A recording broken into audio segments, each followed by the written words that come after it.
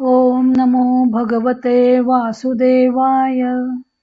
आजच्या लेखाचं नाव आहे पंढरीचा श्री विठ्ठल भाग पहिला. पंढरपूर आणि पुंडलिक. ज्येष्ठातला कृष्ण पक्ष आला की वारकऱ्यांना पंढरपूरचे वेध लागतात. ज्येष्ठ कृष्ण नवमीला ठिकठिकाणाहून संतांच्या पालख्या पंढरीला जायला निघतात, कारण पंढरपूरचा श्री विठ्ठल हे वारकऱ्यांचे आराध्य दैवत आहे. म्हणून या लेखमालेत आपण पंढरीच्या विठ्ठलाविषयी जाणून घेणार आहोत.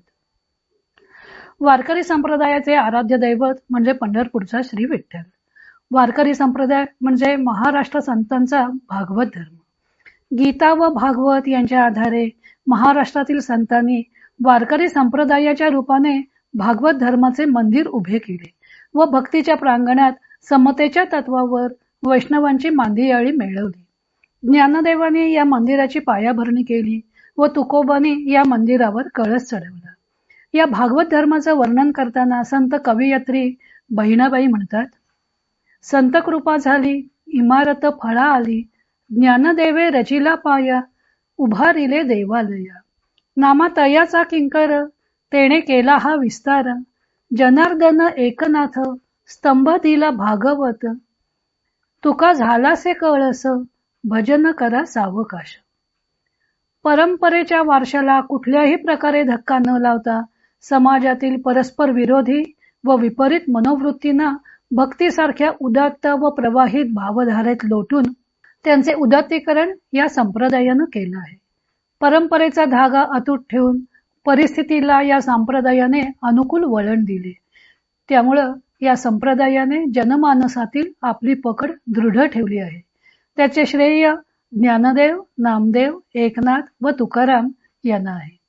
शुद्ध भक्ती तत्वावर अधिष्ठित असलेल्या या उपासना मार्गास ज्ञानदेवाने तात्विक अधिष्ठान प्राप्त करून दिलं. हाच पाया ज्ञानदेवाने रचला. त्यांच्या कर्तृत्वामुळे या संप्रदायाने जनमानसावर प्रभाव गाजवला व तो महाराष्ट्रव्यापी झाला. ज्ञानदेवा नामदेवानी या कार्याचा विस्तार केला. श्री एकनाथ महाराजांनी भागवत लिहून या मंदिराला भक्कम बनवलं, तर तुकारामांनी अभंग गाथेने या मंदिरावर कळस चढवला. या सर्व संतांनी जनतेला पंढरपूरच्या भगव्या झेंड्याखाली एकत्र आणले व जनसमुदायात श्री विठ्ठल भक्तीचा प्रसार तर केलाच, पण मुसलमानी व इंग्रजी राजवटीच्या खडतर काळातही भागवत धर्म टिकवून ठेवला. ऐतिहासिकता. भागवत संप्रदायाविषयी अधिकृत माहिती जरी संत ज्ञानदेवांच्या काळापासून उपलब्ध होत असली तरी ज्ञानदेवांच्या आधीही हा संप्रदाय अस्तित्वात होता. ज्ञानदेवांच्या पूर्वी सुद्धा पांडुरंगाची भक्ती आणि पंढरपूरची वारी भक्त करत असत.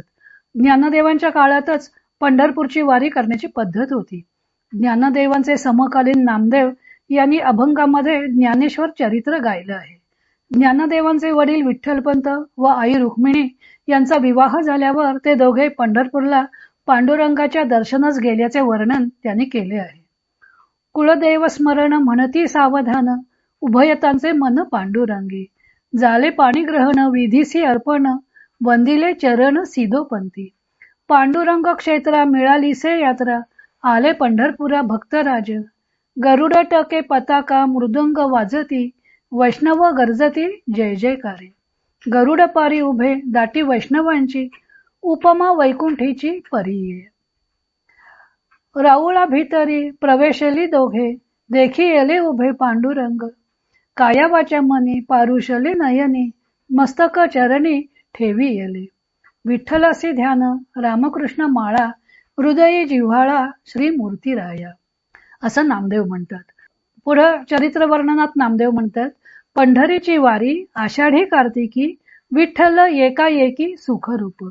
यावरून ज्ञानदेवांच्या पूर्वीच पांडुरंगाची उपासना व पंढरीची वारी ज्ञानदेवांच्या घराण्यात पर्यायाने महाराष्ट्रात चालू होती असं सिद्ध होतं. याचा अर्थ असा की ज्ञानदेवांनी पाया रचला असला तरी ते संप्रदायाचे प्रवर्तक नव्हते, तर भक्त पुंडलिकच या संप्रदायाचा आद्य प्रवर्तक ठरतो. त्याच्यापासूनच या संप्रदायाचा इतिहास सुरू होतो. भक्त पुंडलिकाची आख्यायिका. पद्मपुराण व स्कंदपुराण या दोन पुराणात पुंडलिकाचे कथानक आलेलं आहे. पुंडलिक प्रथम स्त्रीलंपट व मातापित्यांची अवहेलना करणारा होता. एकदा त्याची कुक्कुट स्वामींची भेट झाली असता त्याच्यात आमूलाग्र बदल घडून आला. तो माता पित्यांचा परम भक्त बनला. पंढरपुरात त्यांची जीवे भावे सेवा करू लागला. त्याच्या मातृपितृ भक्तीने देव प्रसन्न झाले. श्रीकृष्ण व रुक्मिणी विठ्ठल रखुमाईच्या रूपाने त्याच्या पुढ्यात अवतीर्ण झाले. पुंडलिक मात्या पित्याच्या सेवेत मग्न होता. आपल्या सेवेत खंड पडू नये म्हणून पुंडलिकाने देवासमोर वीट फेकली व विठ्ठल व रखुमाई त्या विटेवर उभे राहिले. माता पित्यांची सेवा झाल्यावर पुंडलिकाने त्यांना वंदन केलं. देवांनी त्याला वर मागण्यास सांगितले. पुंडलिक म्हणाला, देवांनी या रूपात येथे असेच उभं राहावं व सज्जनांचा उद्धार करावा. पुंडलिकपूर म्हणून हे क्षेत्र माझ्या नावानं ओळखलं जावं. पुंडलिकाच्या इच्छेनुसार देव तेथेच उभे राहिले आणि त्या क्षेत्रास तीर्थस्थानाचे महत्व प्राप्त झाले. परंतु आख्यायिकेवरून पुंडलिकाचा काळ निश्चित करता येत नाही.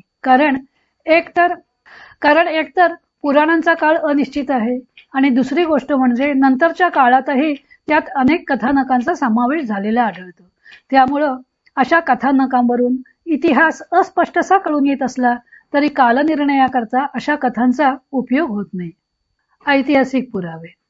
ताम्रपट व शिलालेख यांच्या आधारे पंढरपूर व तेथील विठ्ठल यांच्या प्राचीन इतिहासावर प्रकाश टाकण्याचे प्रयत्न इतिहास संशोधकांनी केले आहेत. डॉक्टर भांडारकर, श्री ग. खरे, महाकवी दत्तोपंत बेंद्रे, डॉक्टर डलरी, Farquhar, Stevenson, Nicol Macdonell, doctor Mirashi, doctor Tulpule वगैरे महाराष्ट्रीय आणि पाश्चात्य संशोधकांनी पंढरपूरचा प्रामाणिक इतिहास शोधण्याचे प्रयत्न केले आहेत. तरी सुद्धा पंढरपूर व श्री विठ्ठल यांच्या प्राचीन स्वरूपाविषयी व प्रारंभ कालाविषयी सर्वमान्य असं विधान कोणीही करू शकलेलं नाही. इसवी सनाच्या 6व्या शतकातील एक ताम्रपट आहे.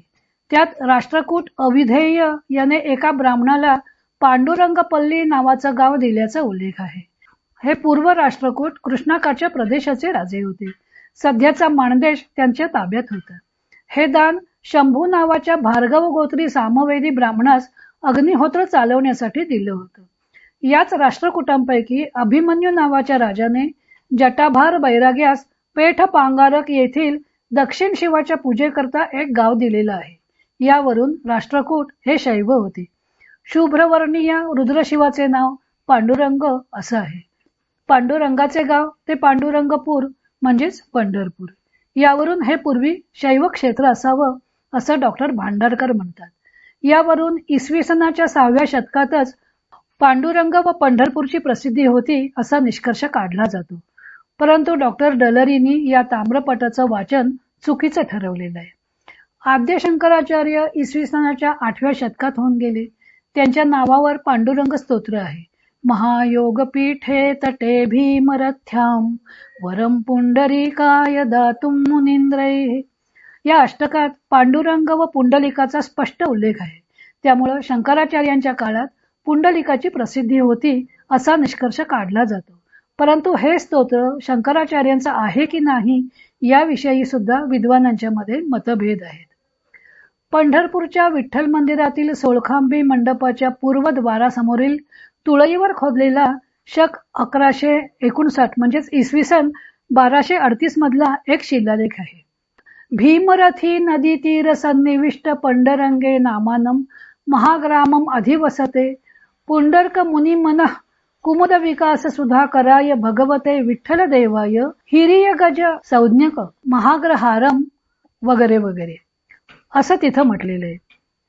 होयसळ यादवांपैकी वीर सोमेश्वर राजाने विठ्ठलाच्या अंगभोगासाठी व रंगभोगासाठी आसंदी नाडामधील हिरियगंज म्हणजे आजच्या म्हैसूर प्रांतातील कडूर जिल्ह्यातील हिरेगर्जी हे खेडेगाव दान केल्याचा उल्लेख आहे.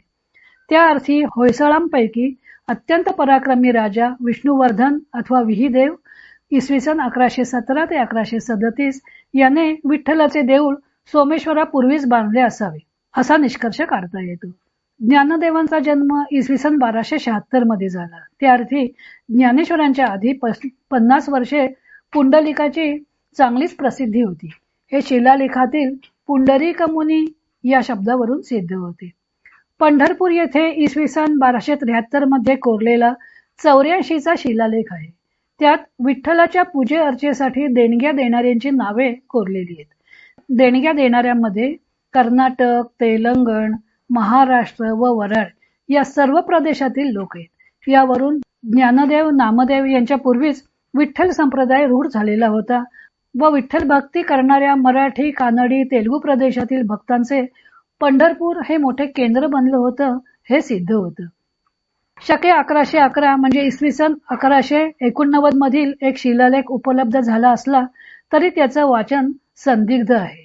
डॉक्टर तुळपुळे यांच्या मते शके 1111 मध्ये विठ्ठलाचं लहान देऊळ बांधलं असावं व नंतर 84 वर्षांनी शके 1195 म्हणजे इसवी सन 1273 मध्ये त्याचा जीर्णोद्धार केला असावा किंवा ते वाढवले असावे आणि त्यावेळी देणगी देणाऱ्यांची नावे शिलालेखात कोरली असावीत आणि म्हणूनच त्या शिलालेखाला 84चा शिलालेख असं म्हणत असावेत. त्या शिळेवर पाड घासल्यास मनुष्य 84 योनीतून मुक्त होतो अशी एक समजूत आहे.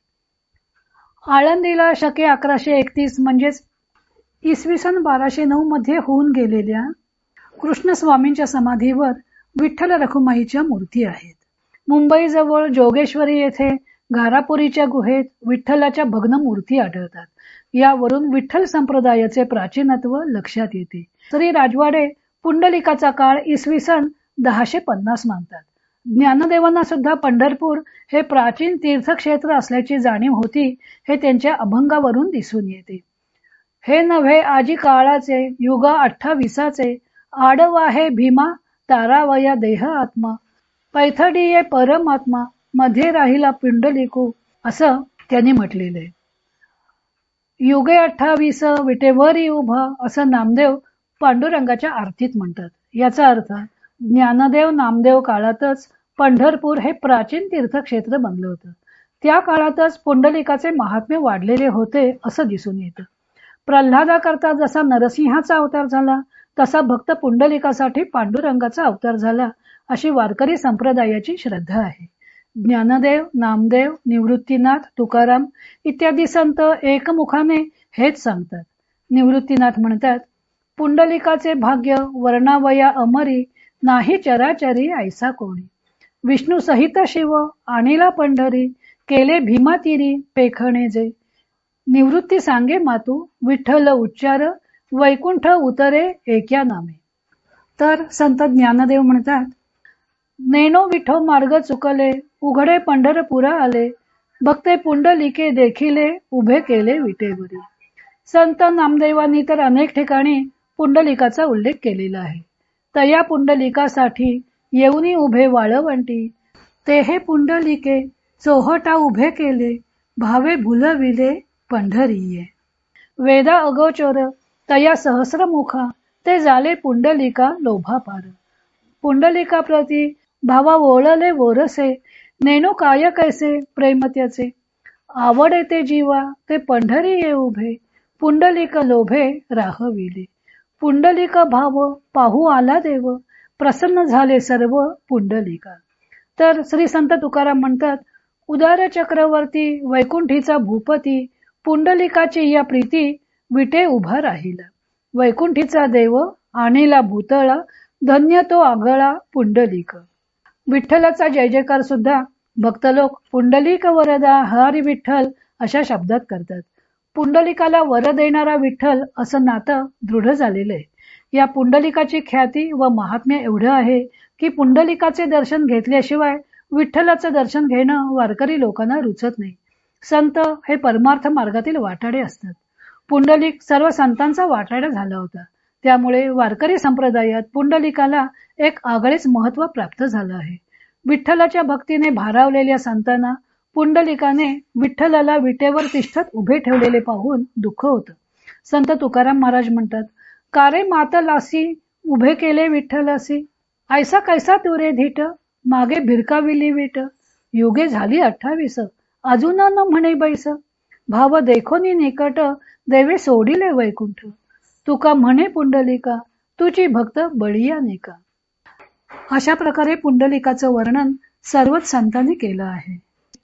पुंडलिक आणि पंढरपूर यांचं हे अतूट असं नातं जे संतांनी वर्णन केलेलं आहे त्यावरून पंढरपूर हे प्राचीन तीर्थक्षेत्र आहे याची ग्वाही आपल्याला पटून जाते. आता याचा उत्तरार्ध आपण पुढच्या भागामध्ये पाहूया. श्रीकृष्णार्पणमस्तु.